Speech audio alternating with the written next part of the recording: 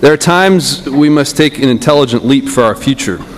We take kindergarten for granted because we know the benefits it delivers to Oregon kids, but it wasn't always that way.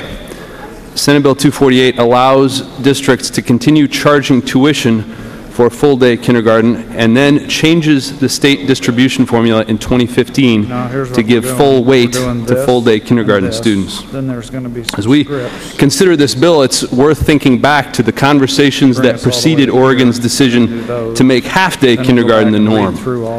Those happened a couple of decades ago, but the arguments were pretty similar. I could easily spend all the time that we have today reciting to you study after study that confirms the value of full-day kindergarten, expounding on the gains that students make and on the costs that can be avoided later in the education system as a result of the foundation provided by full-day kindergarten. But I'm not going to do that because that question has been settled. There is simply no debate. Right now, full-day kindergarten is available in Oregon, but only for some kids. It's available for kids at schools who get federal dollars because of the poverty levels. It's available at private schools, and it's available to kids whose parents can pay tuition.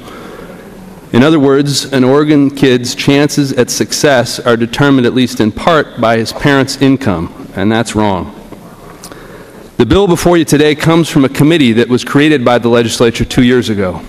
Superintendents, teachers, parents who looked at this issue for more than a year and unanimously recommended that Oregon make full-day kindergarten the norm in 2015. I found broad consensus among people who believe that there is value in full-day kindergarten, but some people who believe that we don't have the money or the ability to do so. But, Mr. Speaker, we can and we do. Just because full-day kindergarten is twice the time of half-day kindergarten doesn't mean that it costs twice as much. Here's why. Schools don't have to increase their overhead to add hours to a kindergartner's day. In fact, most schools will only see the need for 20 to 25% more to add full-day kindergarten. And when you consider the gains in student performance and in avoided cost, it's the best value investment in education.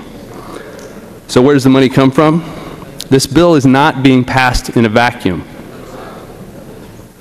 It comes from the general fund, expected to be $18 billion in 2015. It comes from relief from mandates elsewhere in the education system, and it comes from reform of the ESD system.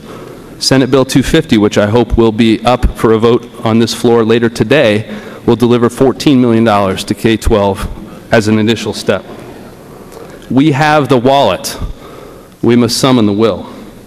In 2004, Metzger Elementary and Tigard made the decision to pursue all-day kindergarten without state help. It took some creativity in terms of their space and in terms of prioritization, but they were able to do it. And now you can look at graphs from across the room and see the gains that first, second, and third graders who had full-day kindergarten have made. Metzger Elementary points to full-day kindergarten as the reason they were named Oregon School of the Year in 2008. The principal who made that decision is Karen Twain, the same Karen Twain who chaired the committee that brings the recommendations contained in this bill to you. This is something we must do for ourselves and for Oregon's kids. It's easy for defenders of the status quo to marshal armies, but we can do better. The research is clear.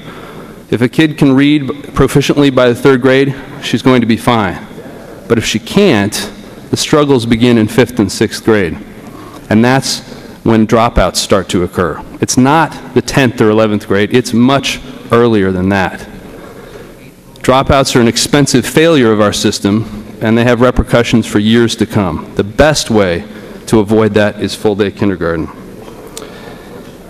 It's the best way to get Oregon kids the chance to live up to their full potential. We can do this for ourselves, for our kids, and for our future. I urge your aye vote, Mr. Speaker.